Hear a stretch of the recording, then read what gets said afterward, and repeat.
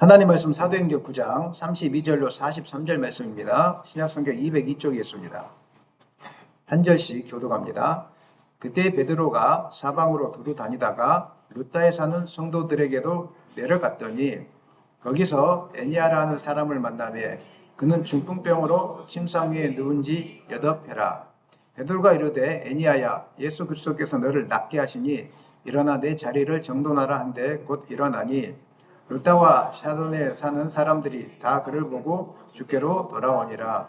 요바에 다비다라는 여제자가 있으니 그 이름을 번역하면 도루가라. 선행과 고지하는 일이 심히 많더니 그때 병들어 죽음에 시체를 씻어 다락에 누이니라.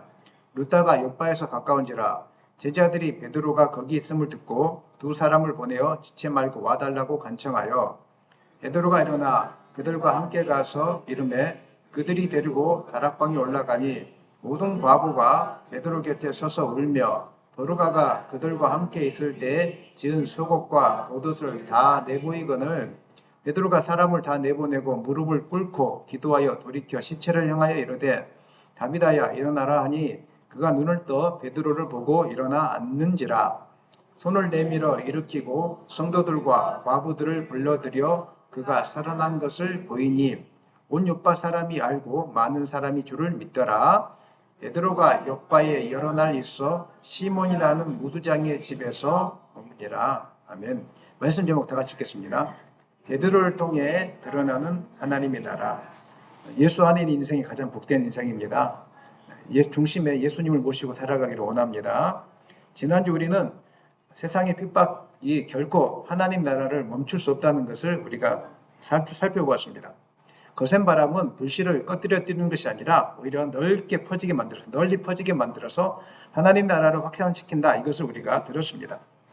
사람의 눈에는 위기처럼 보일지라도 하나님 앞에서는 기회가 되는 것입니다.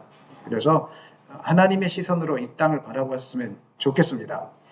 우리가 세상을 살다가 복음을 위해서 살다가 마주하는 어려움들 때문에 좌절하지 마십시오. 당연하게 여기고 그 속에서 하나님 나라가 확산되는구나. 이 섭리를 깨달으시고 믿음으로 담력 있게 달려가는 저와 여러분 되시기를 예수님의 이름으로 간절히 축원합니다. 사도행전 9장은 얼핏 보면 이제 갑자기 또 이야기가 끊긴 것 같습니다. 우리는 이제 막 사울이라는 한 사람의 회심에 대해서 들었습니다. 그런데 이 사울 이야기를 재밌게 해나가다가 갑자기 또 베드로 이야기가 툭 튀어나옵니다.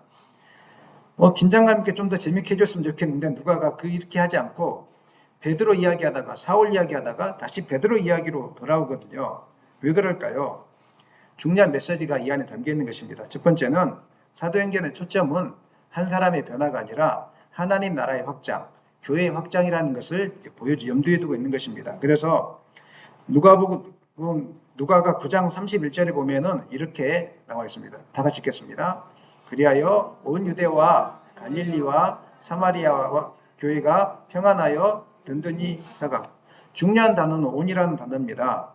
더 이상 그 복음의 이야기가 한 사람 가운데 머물지 않고 개인에서 공동체로 확장되어져 간다는 것을 우리가 볼 수 있습니다. 누가가 말합니다. 사울의 변화는 끝이 아니라 시작이고 교회가 어떻게 움직여 가는지를 보여주는 하나의 시발점이라는 것을 우리가 알 수 있다는 것입니다. 그래서 다시 사울 이야기를 하다가 베드로 이야기를 중심으로 훅 가져옵니다.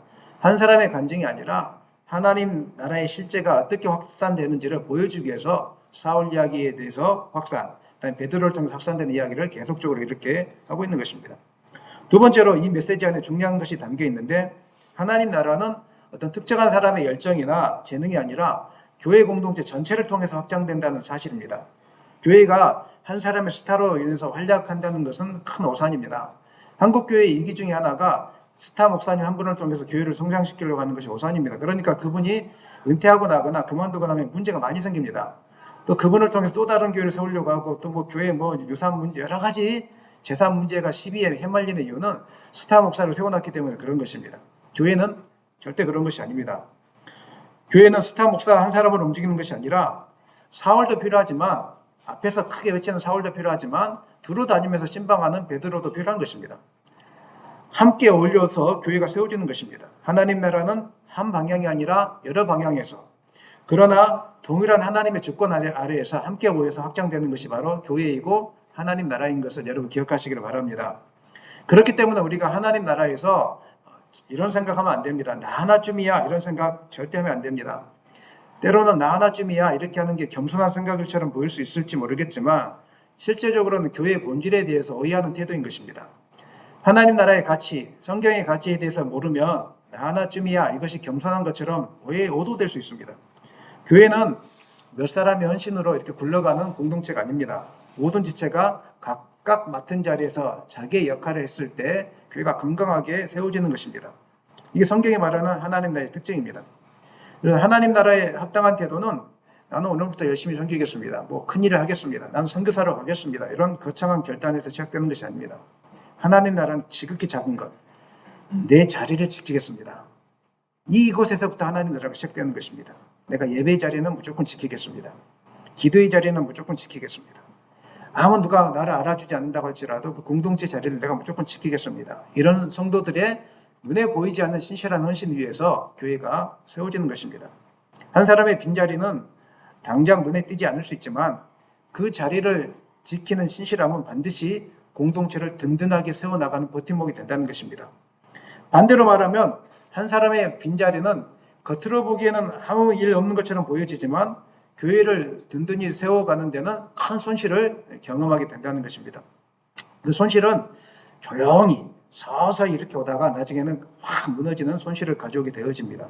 두 가지 손실이 있는데 여러 가지 손실이 있지만 제가 두 가지만 말씀드리겠습니다. 첫 번째 손실은 영적인 흐름의 손실을 가져오게 되어집니다. 교회는 성도들이 함께 모여서 예배하고 찬양하고 이런 뜨거움 속에서 성장하는 공동체거든요. 누가 한 사람은 기도하는 것도 필요하지만 함께 모여서 이렇게 뜨겁게 기도할 때 같이 믿음이 자라나는 것입니다. 마치 이 흐름은 모닥불과 같습니다. 모닥불은 나무 하나 가지고 태워지지 않습니다. 여러 나무가 모여서 이 불들이 모여서 함께 있을 때 더 뜨겁게 활활 타오르거든요. 그런데 그 순간에 장작 하나를 빼버리면 처음에는 표가 나지 않습니다. 그런데 또 두 개, 한 개씩 빼주다 보면은 이 불이 서서히 약해지는 것을 우리가 알 수 있습니다. 한 사람이 예배 자리를 비우고 기도 자리를 비우는 거 여러분 개인의 입장에서는 아무렇지도 않을 수 있습니다. 그런데 영적인 하나님 나라의 입장에서 큰 손실인 것입니다. 왜 손실입니까? 교회 공동체의 영적인 흐름을 꺼뜨리는 그 일을 내가 하고 있기 때문에 그런 것입니다. 내가 그냥 한번 잠깐 빠졌을 뿐인데 그것은 교회 공동체의 불을 나도 모르는 사이에 끄고 있는 역할을 하고 있다는 것입니다.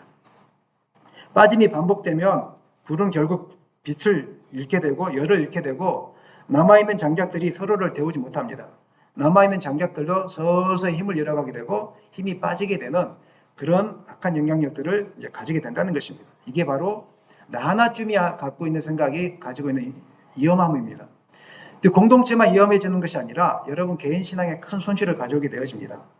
자주 자리를 비우게 되면은 이제 공동체와 연결은 느슨하게 되어집니다. 처음에는 단순한 결석, 핑계들이 자꾸 생겨나거든요. 한번 결석하면은요, 한번 자리를 안 지키면 계속 핑계가 생겨납니다.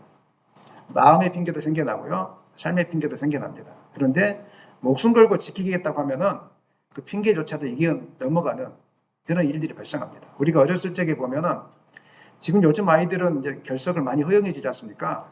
근데 우리 때는, 나 때는 좀 꼰대 같은데요. 결석하면 안 되는 건 줄 알았어요. 큰일 나는 건 줄 알았어요. 그래서 열이 펄펄 끓어도요, 가서 그냥 앉아 있었어요. 학교에. 그러니까 학교가 운영이 됐던 것 같아요. 애들도 이렇게 하고. 근데 그것이 나를 세워주는 힘이 되었어요. 힘이 들어도 무조건 교회 간다. 힘이 들어도 나는 무조건 이겨낸다. 이것이 바로 버팀목이 되어졌는데, 그렇게 살아오셨으면서도 우리 요즘 이제 부모님들은 저를 포함해서 아이들을 너무 약하게 키우고 있지 않는가 이런 생각들을 좀 해보게 되어집니다. 너무 약하게 키우고 있지 않는가 생각이 오게 되는데요. 한 번쯤 빠지는 거 처음에는 아무 일도 일어나지 않는 것처럼 느껴질 것입니다. 그러나 시간이 지나면 신앙의 모습이 서서히 변해가고 있다는 것을 여러분 깨닫게 될 것입니다. 이제는 신앙은 함께 걷는 신앙이 아니라 혼자 버티는 신앙으로 바뀌게 되어집니다. 그리고 끝에서 믿음은 서서히 이제 약해지기 시작한 것입니다. 한두 번에 빠지면 우리에게 어색함을 만들지 않습니다. 그러나 반복이 되어지면 어느 순간 이렇게 느끼게 됩니다. 내가 여기 있어도 되는 걸까? 내가 끼어들 자리에 있는 걸까? 스스로가 그렇게 만든 것입니다. 누가 그렇게 만들지 않습니다. 스스로가 아무것도 아니라고 생각했던 그 한 걸음 한 걸음의 선택들이 결국은 스스로를 공동체의 중심으로 들어오지 못하게 하고 가장자리로 스스로 밀려나게 만드는 그런 일들을 행하게 한다는 것입니다. 나중엔 마음이 이축되기 시작하고 관계 앞에서 물러나게 되고 점점 조용한 자리에 끌려가게 되어집니다. 어색해진 관계는 결국은 신앙은 바라는 신앙이 아니라 버티는 신앙. 버티는 신앙 얼마나 힘들겠습니까? 교회 와도 그냥 버텨야 되고 사람 만나는 것도 싫은데 버텨야 되고 또 이제 갈 기회가 없으니까 이제 또 버텨야 되고 내 마음은 늘 짐이니까 기뻐서 와야 되는데 갈 기회가 없어서 버티는 거 이거 참 불행한 일이거든요. 왜 이런 일이 발생한다고요? 교회에 대한 원리를 모르기 때문에 나 하나쯤이 하는 신앙이 공동체에도 약하게 만들고 개인 신앙에도 약하게 만든다는 것을 오늘 사도행전은 우리에게 보여주고 있습니다. 사울의 신앙 가지고 교회가 세워지지 않는다는 것입니다. 베드로도 함께 한다는 것입니다. 베드로뿐만 아니라 교회 안에 성도들도 함께 한다는 것입니다. 사도행전을 읽을 때 우리 마음이 뜨거워지는 이유는 성도들이 함께 했기 때문에 그런 것입니다. 사랑하는 여러분, 교회는 혼자 세워지지 않습니다. 여러분 한 사람 한 사람의 신실함이 중요한 것입니다. 예배 자리를 지키는 것, 기도 자리를 지키는 것, 여러분 그 신실함에 아멘으로 반응하시기를 간절히 축원합니다. 동시에 이 말씀은 교회를 특정 인물 중심으로 몰고 가려고 하는 그런 사상에 대해서 경고의 말씀을 주시는 것입니다. 교회 중심은 언제나 예수 그리스도인 것을 믿으시기를 바랍니다. 목회자나 장로는 그 예수님을 가리키는 손가락이지 아무것도 아닙니다. 손가락이 중심이 되면 교회는 문제가 생기기 시작합니다. 사람들의 시선은 예수님께로 가지 못하고 어떤 특정한 목회자나 장로에게 이게 보여지게 되는 것입니다. 그래서 어떤 교회는 장로가 좌지우지 이렇게 해가지고 교회가 풍비박산이 나는 경우가 있고요. 또 어떤 교회는 목회자 한 사람이 좌지우지해서 교회가 풍비박산 나는 일들이 많이 있습니다. 이런 일들은 옆에 교회 찾아보면 다 이 군데군데 교회에 다 말하지 않아도 흔하게 볼 수 있는 일들입니다. 손가락이 주인이 되니까 태양을 가리켜야 될 손가락이 자기가 주인이 돼서 태양처럼 행사하기 때문에 그런 일들이 생기게 되는 것입니다. 사랑하는 여러분, 하나님의 나라는 누군가의 독주로 완성되지 않습니다. 누군가의 방관으로도 유지되지 않습니다. 하나님의 나라는 각자 맡겨진 자리에서 오직 주님만을 드러내고 주님만을 주인으로 모실 때 하나님 나라가 견고하게 세워지게 될 것입니다. 차지의 주님을 주인으로 모시기를 바랍니다. 마음의 중심에 주님을 주인으로 모시고 차지에 순종하시기를 바랍니다. 우리는 주님이 맡겨주신 청직일 뿐입니다. 교회의 주인도 아닙니다. 교회의 주인은 주님이십니다. 우리가 할 수 있는 것은 이 앞에서 순종하는 것입니다. 하나님이 가라고 하면 가고 멈추라고 하면 멈추고 그만두라고 하면 그만두는 것이지 그 자리를 그만두지 못해가지고 그냥 자기 이름 지워지는 것이 힘들어가지고 이렇게 하는 것은 하나님 나라에 합당하지 않는 것입니다.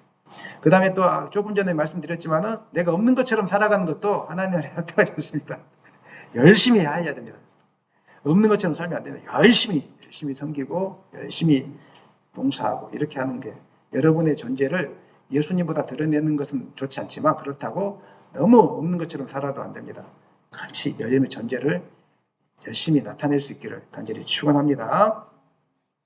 사도행전 9장 32절 사건은 얼핏 보면은 갑작스럽게 등장하는 이야기 같지만 사실 연결선상이 있습니다. 베드로의 사역이 잠시 끊겼다가 연결되는 것입니다. 사도행전 8장 14절로 25절 그 본문이 오늘 본문과 연결되어집니다. 사도행전 8장 14절 25절 다음에 갑자기 사울 회심의 이야기가 등장하고요. 그 다음에 다시 이제 베드로인데 사실은 8장 14절로 25절 다음에 오늘 본문이 이어지는 게 시간 순서로 맞습니다. 사도행전 8장에는 베드로와 요한이 사마리아에 내려가 복음을 증거하고 성령의 임재를 증거하는 장면을 보게 되어집니다. 그 과정에서 베드로는 성령을 마치 소유물로 여겼던 그 마술사 시몬에 대한 경고의 말씀을 하는 장면이 기억나시죠? 그 8장에 나오고 있습니다. 잘못된 신앙을 단호하게 책망합니다. 분명하게 베드로가 선포합니다. 하나님의 은혜는 사람이 소유할 수 있거나 거래할 수 있는 대상이 아니라는 것. 그다음에 성령은 사람이 다루는 능력이 아니라 사람을 다스리시는 하나님 자신이라는 것을 분명하게 선포합니다. 하나님은 우리가 필요할 때마다 끌어쓸 수 있는 분이 아니십니다. 아멘입니까? 하나님은 우리가 엎드려서 경배해야 될 분이고 경외할 분이십니다. 그리고 우리가 순종과 믿음으로 섬겨야 될 대상인 것이지 우리가 필요할 때마다 돈을 주고 얻는다든지 무슨 기도를 통해서 얻는다든지 그런 분이 아니라는 것입니다. 이 사실을 분명하게 선포했습니다. 우리 삶에 문제가 생기는 것은 성령이나 하나님을 내 도움, 내가 필요할 때 끄집어내는 도구로 생각하기 때문에 문제가 되는 것입니다. 하나님을 주인으로 섬기는 것이 복음의 출발점입니다. 하나님을 경배의 대상으로 섬기는 것이 복음의 출발점인 것입니다. 그 이후에 오늘 본문에서 베드로는 사방으로 두루다니며 이제 성도들에게 복음을 증가하고 돌보는 일들을 하고 있다는 것을 이제 보게 됩니다. 이 사건은 단순한 이동이 아니라 예수님께서 오직 성령이 너희에게 임하시면 너희가 권능을 받고 예루살렘과 온 유대와 사마리아와 땅끝까지 이르러 내 증인이 되리라. 이 사건의 성취를 보여주고 있는 장면인 것입니다. 이 복음 사역의 여정 가운데 베드로가 도착한 곳이 바로 루다였습니다. 그곳에서 8년 동안 중풍병으로 침대에 누워있는 애니아라는 사람을 만나게 되어집니다. 누가는 베드로를 통해서 드러나는 하나님의 나라가 어떠한 것인지를 보여주고 있습니다. 베드로가 많은 일을 했겠죠. 하지만 특별히 두 가지 사건을 통해서 하나님 나라는 말과 논쟁으로 확장되는 나라가 아니라 하나님 나라는 실제 삶에서 예수 이름으로 회복과 치유가 일어나는 나라인 것을 분명하게 우리에게 보여주고 있는 것입니다. 이 본문은 치유의 방법을 가르치는데 중점을 두고 있지 않습니다. 어떤 분들은 이 본문을 보면서 예수 이름으로 떠나가라 이걸 배워야 된다고 이 본문 방법을 가르쳐 주려고 하는 것이 아닙니다. 치유의 권능은 누구에게서 나오는 것입니까? 예수님에게서 나오는 것입니다. 우리에게는 능력이 없습니다. 예수님이 권능이 있습니다. 믿으십니까? 우리가 흉내낸다고 제가 여러분에게 가르쳐 준다고 되는 게 아닙니다. 권능이신 주님을 붙들 때 그것이 나타나는 것이지 내가 아무리 가르쳐주고 이렇게 가르쳐주고 무슨 학교도 있고 하더라고요. 그렇다고 되는 것이 아닙니다. 중요한 것은 모든 권능은 주님께서 나온다는 이 사실을 붙드시기를 바랍니다. 사마리아에서 성령의 역사와 복음의 순수성을 지켜냈던 베드로는 이제 루다에서 절망 가운데 있었던 간 사람을 예수 이름으로 일으키기 시작합니다. 사도행전 9장 32절로 33절입니다. 그때 베드로가 사방으로 두루다니다가 루다에 사는 성도들에게로 내려갔더니 거기서 애니아라는 사람을 만나매 그는 중풍병으로 침상에 누운 지 8일. 루다는 예루살렘과 가장 가까운 마을로 유대인과 이방인이 섞여 살았다고 합니다. 성도들이 이미 모여있던 곳으로서 이제 베드로가 내려가 교제하면서 복음을 나누는 중이었습니다. 그때 이제 중풍병으로 8년 동안 침상에 누워있던 애니아를 만나게 됩니다. 중요한 것은 8년 동안 누워있다는 것이죠. 우리는 한 구절 읽고 나니까 8년이나 누워있었는데 이 정도로 끝나지만 여러분 8년 동안 아무 몸도 움직이지 못하고 누워있다고 생각해 보십시오. 얼마나 절망적이겠습니까? 그 인생이. 얼마나 힘들겠습니까? 저도 주변에 그렇게 누워있는 분들 많이 알고 있는데 너무 힘들 것 같아요. 아무것도 하지 못하고 늘 약을 먹고 해도 아무 진척도 없고 그렇게 있다면 절망입니다. 미래가 있겠습니까? 아무 미래가 없는 것이죠. 단순한 8년이라는 것은 단순한 질병의 기간이 아닙니다. 이제 비전이 없고 희망도 없고 육체적인 고통뿐만 아닙니다. 마음의 고통, 사회적인 고립까지 이제 다 온 것입니다. 그래서 질병이 오래된 사람일수록 사람과 어떤 단절이 되는 것 같아요. 사람 만나기 싫어하더라고요. 자기의 아픔들을 보여주기 싫어하고요. 사람 만나면 똑같은 말 해야 되잖아요. 왜 아파? 제일 듣기 싫은 소리가 그거잖아요. 이 약을 먹어봐. 이런 방법이 있어. 이렇게 제일 듣기 싫거든요. 왜냐하면 다 해봤어요. 자기도. 모르고 있는 게 아니에요. 아픈 사람은요. 인터넷 뒤져서요. 다 알아요. 모든 정보를. 근데 만나면 딱 하는 이야기가 저도 이제 목회를 하지만 저도 듣기 싫은 소리가 있어요. 병에 걸리면 본인이 의사야 다. 이거 해보라 저거 해보라. 왜 본인 안 해봤겠어요. 다 했죠. 해도 안 되는 걸 어떡해요. 여러분들이 좀 지혜롭게 방법을 가르쳐 주기보다 손잡고 같이 기도해 주는 그런 긍휼함이 있기를 소망합니다. 같이 기도해 주고 보도 못 죽는 것이지 방법을 가르쳐 주는 거 물론 특별한 방법이 있다면 그것도 도움이 되겠지만 굳이 그 사람이 동의하지 않는 방법들을 강요하면서 하는 것은 괴로움만 더하는 것입니다. 고통의 시간이고 멈춰 있음의 시간이었습니다. 그때 베드로가 이렇게 말합니다. 9장 34절 읽겠습니다. 베드로가 이르되 애니아야 예수 그리스도께서 너를 낫게 하시니 일어나 내 자리를 정돈하라 한데 곧 일어나니 애니아야 예수께서 너를 낫게 하시겠다. 그러니까 자리를 일어나 정돈하라. 그러니까 일어났다고 합니다. 놀라운 일 아니겠습니까? 이 장면에서 주목할 점은 본문에 기도하였다, 안수하였다, 간구하였다. 이 표현이 의도적으로 등장하지 않고 있다는 것입니다. 누가는 이 사건을 기도의 방식이 아니라 선포의 내용과 권능의 주체에 대해서 초점을 맞추고 있는 것입니다. 베드로가 기도하지 않고 그냥 선포만 했을까요? 그렇지 않겠죠. 성경은 모든 것을 기록하고 있지는 않습니다. 중요한 부분만 기록하는 것입니다. 그냥 무조건 예수 이름으로 물러가 뭐 한다고 되는 것이 아닙니다. 그것을 강조하려고 하는 것이 아닙니다. 예수 그리스도의 이름으로 선포될 때 나타난 하나님의 역사하심에 대해서 보라는 것입니다. 예수 이름이 얼마나 권능이 있는지를 눈뜨고 보라는 것입니다. 베드로는 오순절 성령 강림을 경험한 사도였고, 그 다음에 성전 미문에서 안진뱅이를 예수 이름으로 일으켰던 사람이었습니다. 그리고 사마리아에서 성령의 주권적인 역사하심을 보았던 사람입니다. 경험이 이미 충분히 쌓여있던 사람입니다. 그래서 기도하지 않고 선포만으로 고쳤다고 하는 것은 이 말씀을 오해하고 있는 것입니다. 이미 기도가 충분히 쌓였을 것입니다. 기도로 준비된 사람이 성령을 의지하여 선포한 것입니다. 아무 기도도 하지 않고 기도도 준비되지 않으면서 주문처럼 예수 이름으로 명하노니 물러가라, 이것을 말하고 있는 것은 이걸 정말 국회하고 오해하고 있는 것입니다. 이어지는 다비다를 살리는 사건에 보면은 베드로가 항상 기도했다는 것을 알 수 있습니다. 사람을 고치기 전에 기도했다는 것을 알 수 있는데요. 9장 40절 읽겠습니다. 베드로가 사람을 다 내보내고 무릎을 꿇고 기도하고 돌이켜 시체를 향하여 이르되 다비다야 일어나라 하니 그가 눈을 떠 베드로를 보고 일어나 앉는지라. 무릎을 꿇고 기도하고 얼마 정도 기도했을까요? 여러분 얼마 정도 기도했을 것 같습니까? 오랫동안 기도했겠죠. 많은 분들이 이 본문 때문에 시체를 앞에 두고 연습을 하시는 분들이 있어요. 이제 목사님들 중에 누가 죽었다 그러면 옛날에 그런 이야기가 많이 있었어요.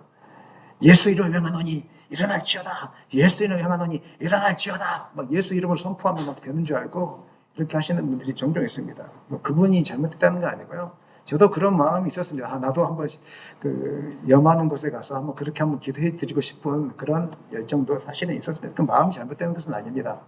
그런데 중요한 것은 예수를 주문처럼 사용하는 것이 잘못됐다는 것을 제가 말씀하고 있는 것입니다.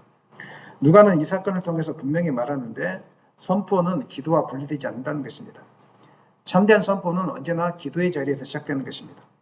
기도 없는 선포는 말은 크지만 능력이 나타나지 않습니다. 선포 없는 기도는 마음에만 머물고 삶의 현장에서 나타나지 않는 것입니다. 이 두 가지가 다 필요합니다. 뜨겁게 기도하고 삶의 현장에 나가서 예수 이름을 선포해야 되는 것입니다. 마음만 가지고 있고 선포하지 않는 것, 선포만 하고 기도하지 않는 것, 이거 다 문제가 있다는 것입니다. 특별히 누가가 애니야 사건에서 기도를 기록하지 않고 선포만 기록한 이유는 능력의 주체가 누구라고요? 베드로가 아니라 누구라고요? 주님이라는 사실입니다. 하나님 나라의 확장은 어떤 지식이나 특별한 재능의 기술에 있는 것이 아니라 오직 예수 이름의 권능에 달려 있습니다. 이것을 아는 사람은 내가 복음을 전하다가 안 될 때 나는 안 되는 것 같다 이렇게 생각하지 않습니다. 안 되는 것도 하나님의 뜻이 뜯어냈을 때 안 되는 것입니다. 그 사람을 믿게 하시는 분은 누구이십니까? 하나님이잖아요. 우리가 할 일은 무엇입니까? 예수 이름의 권능을 의지해서 증가하는 거잖아요. 마음이 왔을 때 증가하는 거예요. 버스 타고 가다가 옆에 있는 사람에게 예수를 증거하라 그러면 선생님, 제 마음속에서 갑자기 예수님을 증거하라는 마음이 생깁니다. 선생님, 예수 한번 믿어보면 어떻겠습니까? 아니, 이런 사람이 이럴지라도 그런 말을 들을지라도 성령이 그렇게 하라고 하면은 한마디는 할 수 있는 거잖아요, 우리가. 뭐 복음이라는 게 뭐 사역일을 하고 전도 훈련을 받고 복잡한 게 아닙니다. 선생님, 예수님 믿어야 될 것 같은데 인상 보니까 예수님 믿어야 될 것 같아요. 다른 말 모르겠습니다. 하나님이 이제 안에 계시는데 예수님 믿어야 될 것 같아요. 그러면요, 그 말 한마디가 그 사람한테 꽂히게 되는 것입니다. 집에 돌아가다가 자꾸 이게 나를 꽂히네, 뭐 이럴 수 있는 것입니다. 그렇기 때문에 내 능력으로 하려고 하면 기술이 되고 지식이 되어집니다. 내 능력으로 하려고 하면 그것이 막 프로그램이 되어버립니다. 내 능력이 아니라 누구의 능력으로요? 주님의 능력으로 하는 것입니다. 아프신 분이 있으면 목사님만 손 얹고 기도한다고 생각하고 있지 않습니까? 많은 분들이. 여러분 하시면 됩니다. 그냥 기도해 주세요. 자녀들을 위해 손 얹고 기도해 주고 기도해 주세요. 왜? 예수 이름으로 기도하면 떠나가는 거잖아요. 치료되는 거잖아요. 당시에는 빨리 안 나타난다고 할지라도 그냥 기도해 주세요. 베드로가 사람을 보내고 무릎을 꿇고 기도하니까 뭐 1분인가 5분인가 제가 볼 때는요 한 2시간 3시간 했을 것 같아요. 제가 해보면 그래요. 오랫동안 기도해 줘야 돼요. 무슨 기도를 해야 됩니까? 그냥 단순하게 기도하면 돼요. 주여 낫게 해주십시오. 주여 낫게 해주십시오. 뭐 사도신경 고백하고 뭐 주기도문 고백하고 뭐 이렇게 할 필요 없어요. 주여 낫게 해달라고 마음을 다해서 기도하면 되는 것이죠.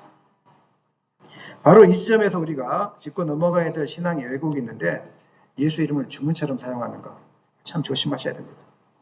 예수 이름을 붙이기만 하면 자동적으로 무슨 결과가 주어질 것처럼 예수 이름으로 하라고 예수 이름으로 기도하지 않으면 결과가 안 주어집니까? 어떻게 생각하십니까? 어떤 분이 기도하다가 예수 이름으로 기도 안 했다고 그 기도 응답 안 된대요. 예수 이름으로 기도 안 해도 응답은 되어집니다. 아멘입니까?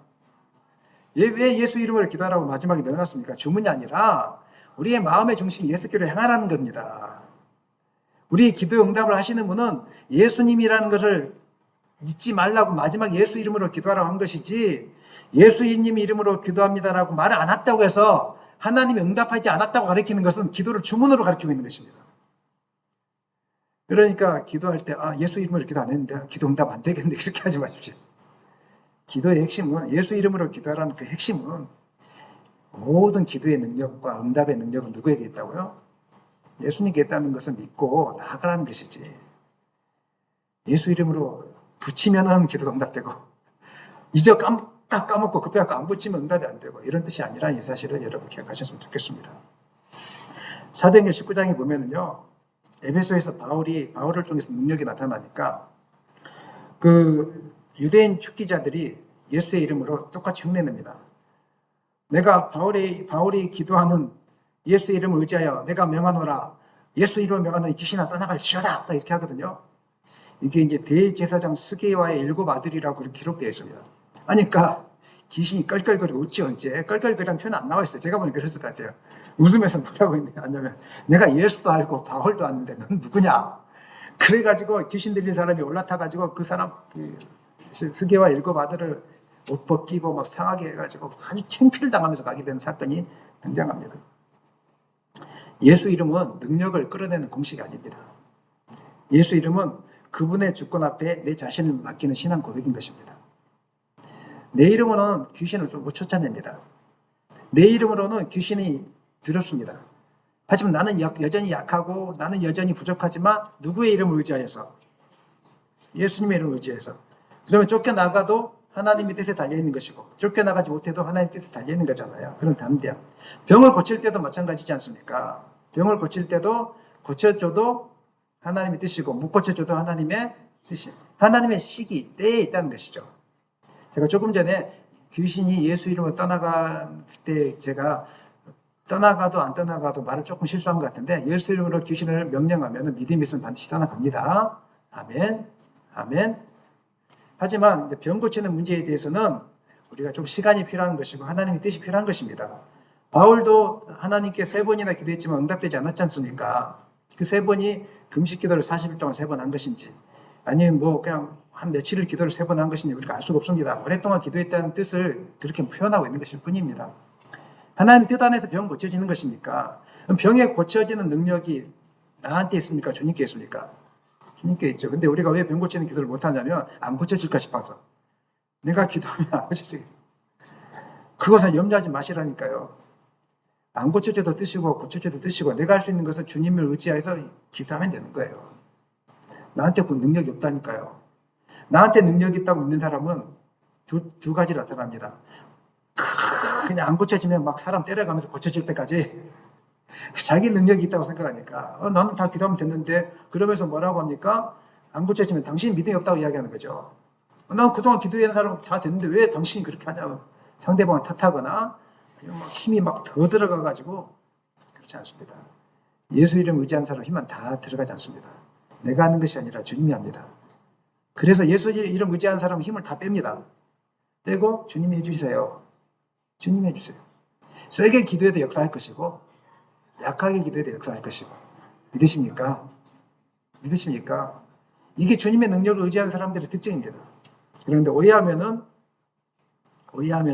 예수 이름을 주문처럼 저번처럼 그렇게 할 필요 없습니다. 귀신을 쫓아낼 때도 예수 이름으로 명하노니 떠나갈지어다 막 주문처럼 가르쳐주는데 그렇게 할 필요 없습니다. 하나님 오늘 이 사람을 붙들고 있는 귀신이 떠나가게 도와주십시오. 중요한 내 마음입니다. 하나님 의지하는 마음입니다. 그래도 귀신이 떠나갑니다. 아멘입니까?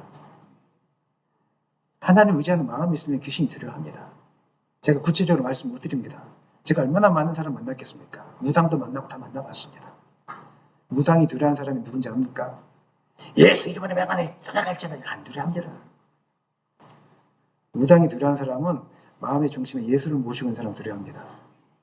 귀신 다 알아봅니다. 오늘 보세요. 스가랴 7 아들이 예수 이름으로 창피당했잖아요. 난 바울도 알고 예수도 아는데 넌 누구냐? 귀신은 더 잘 알아봐요. 그렇기 때문에 여러분 막 자꾸 예수 이름으로 훈련하고 이런 거 굳이 안 하도 됩니다. 예수 이름 자체, 예수 안에 권능이 있다. 믿으십니까? 그 사실만 분명히 믿으면 되는 것입니다. 그리고 약하게 기도해도 괜찮고 세게 기도해도 괜찮고 성령의 이끌리심에 따라 기도하는 것이 필요한 것을 우리에게 본문은 말씀하고 있는 것입니다. 우리의 역할은 결과를 만들어내는 사람이 아닙니다. 결과에 연연하지 마십시오. 내가 기도한다고 해서 당장 뭐가 안 이루어질 수 있습니다. 그러나 언젠가는 하나님이 하십니다. 저는 그걸 믿고 지금까지 사역하고 있는 것입니다. 내가 결과를 만들어내는 사람으로 목회를 했다면 오늘 저는 못 살아남습니다. 왜냐하면 기도해도 당장 뭐가 안 변화되고 기도해도 뭐가 일어나지 않으면 어떻게 살겠습니까? 결과가 아니라 주님의 권능을 신뢰하면서 담대하게 기도하는 것입니다. 주님의 이름을 높이면서 순종하는 통로로 사용되어지면 되는 것입니다.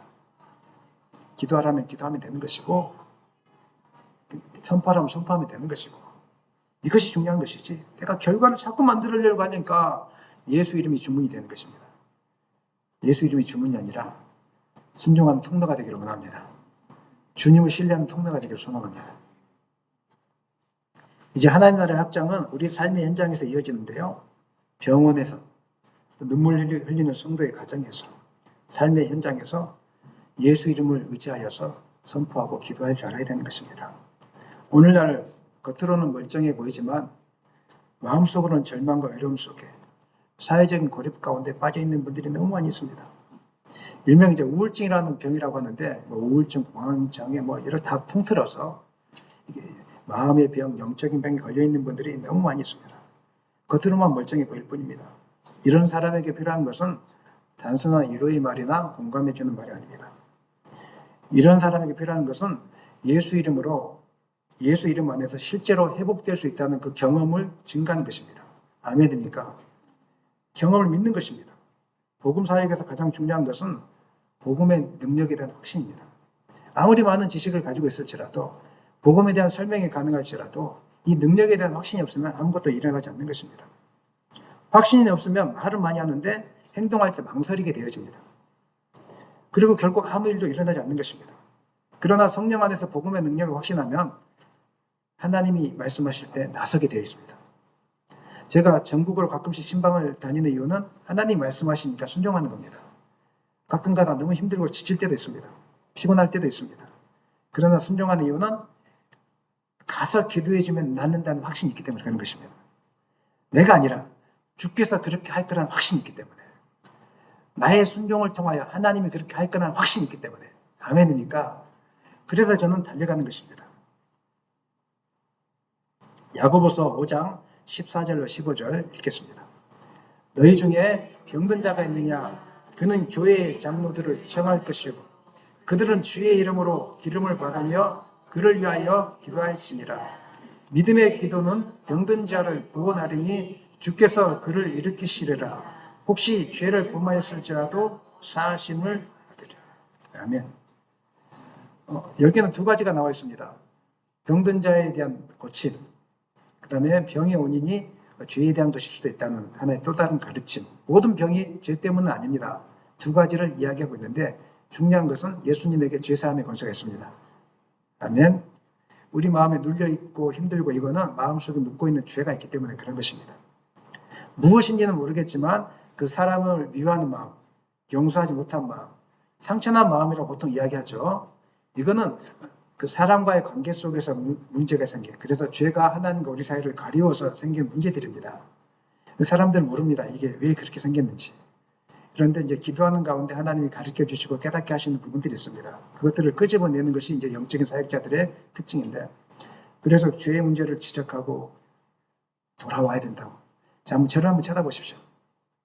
여러분 삶 속에서 하나님이 기도해도 하나님이 만나지지 않고, 기도했는데 영적인 능력이 떨어지지 않고, 이렇게 하고 있다면 문제가 있는 것은 있습니다. 하나님의 말씀에 순종하지 않고 내 마음대로 살고 있다는 것입니다. 하나님의 말씀에 순종하지 않고 내 뜻대로 살고 있다는 것입니다. 그런데 그것들을 깨닫고 순종하고 회개하고 나올 때 그 다음부터 하나님 막 회개하고 눈물을 흘리면서 성령의 은혜가 막 충만하게 떨어지는 것입니다. 어떤 사람들은 이제 기도를 안 받으려고 해요. 왜 안 받으려고 하냐면 들통날까 싶어서 그런 것이죠. 사실은 깨끗한 사람 아무도 없습니다. 죄를 용서받은 사람과 용서받지 않는 사람이 있을 뿐입니다. 그리고 죄를 숨기면서 마치 그럴싸한 사람 보이는 그런 사람이 있을 뿐입니다. 복음 안에 자유로운 사람은 내가 연약한 죄인이라는 것을 인정한 사람입니다. 부끄러워하지 않습니다. 하나님, 내가 연약합니다. 내가 잘못입니다.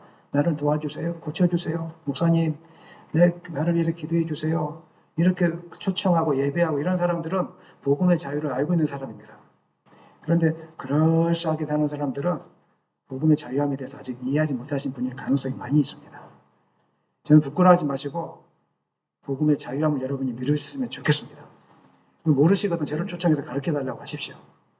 그리고 혹시 저를 통해서 여러분 가운데 가정에 죄의 문제가 드러나가도 부끄러워하지 마십시오. 제가 소문 내지 않습니다. 해결받아야 됩니다. 관계의 문제든지 물질의 문제든지 성적인 문제든지 해결받아야 됩니다. 들통나는 것들 부끄러워하지 마시고 해결받아야 그 다음 단계가 해결되어집니다. 복음 안에서 여러분 고침받기를 원합니다. 내가 문제가 없는 것처럼 그럴싸하게 있으면 안 됩니다. 여러분도 괴롭고 여러분 가족도 괴롭고 하나님 나를 고쳐주세요. 오픈하고 초청하고 회복되어질 때 복음 안에서 자유함을 누리는 것입니다. 저 안에는 능력이 없습니다. 저는 믿습니다. 저도 두렵습니다. 왜냐하면 저는 심각한 분들을 많이 만나거든요. 과연 고쳐줄까? 이런 마음이 들다가도 운전하면서 가면서 하나님 도와주세요. 저 안에 능력이 없습니다. 하나님이 하실 겁니다. 그래서 기도하고 가요. 하나님이 하십시오. 준비해 놓으십시오. 하다 보면 역사가 일어나요. 역사가 일어나요. 그리고 당장은 역사가 일어나지 않을지라도 저는 두려워하지 않아요. 저는 분명하게 말씀드려요. 내가 하는 것이 아니라 하나님이 하시는 것입니다. 사랑하는 여러분, 믿음과 성령 안에서 확신은 생각이나 고백에 머물지 않고 반드시 결단과 행동으로 드러나게 되어 있습니다. 저는 우리 교회 공동체가 예수 이름의 능력을 믿기를 원합니다. 그래서 우리 교회 공동체가 기도 시간이나 예배 시간 혹은 예배 후 끝나고 나서 아프신 분이 있으면 함께 손을 얹고 기도하는 것이 자연스러워졌으면 좋겠습니다. 이거는 이상한 것이 아닙니다. 그렇게 안 하는 것이 이상한 것이죠. 마음이 상처받고 육체가 아픈데 어떻게 가만 내버려 두고 보냅니까? 함께 모여서 기도하고 그래서 우리가 그 분이 마음의 치유함을 받는 것을 보면서 기뻐하고 이런 일들이 일어나야 되지 않겠습니까? 저는 여러분들이 저랑 함께 있으면서 그것들을 보기를 원합니다. 여러분이 그 사역에 동참하기를 원합니다. 베드로의 역사가 사도행전에만 머물린 역사가 아니라 오늘 이 시대 가운데 오늘 우리 은빛교회 예배당 가운데 일어나는 역사가 되기를 예수님의 이름으로 간절히 축원합니다. 교회가 그런 것이 되어야 된다는 것입니다. 사도행전 9장은 베드로를 통해 일어난 두 치유 사건의 결론을 분명하게 기록하고 있는데 먼저 9장 35절 읽겠습니다. 루다와 사론에 사는 사람들이 다 그를 보고 주께로 돌아오니라. 루다가 치료된 사건을 보면서 결론이 뭐라고요? 그를 보고 주께로 돌아오니라. 설명하지 않았지만 누굽니까? 다비다가 죽음에서 일어났을 때 42절 읽겠습니다.